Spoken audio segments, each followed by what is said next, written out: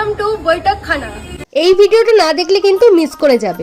অনেকদিন ধরেই এইরকম সুন্দর একটা ক্যাফের সন্ধান করছিলাম, তারপর দেখলাম একদম বাড়ির সামনেই এত সুন্দর একটা ক্যাফে, যেখানে রয়েছে বাঙালিয়ানা ছোঁয়া আর বন্ধুদের সঙ্গে আড্ডা মারার জন্য পারফেক্ট একটা জায়গা। ভীষণই পকেট ফ্রেন্ডলি একটা ক্যাফে, স্কুল স্টুডেন্ট বা কলেজ স্টুডেন্টের জন্য বেস্ট একটা জায়গা।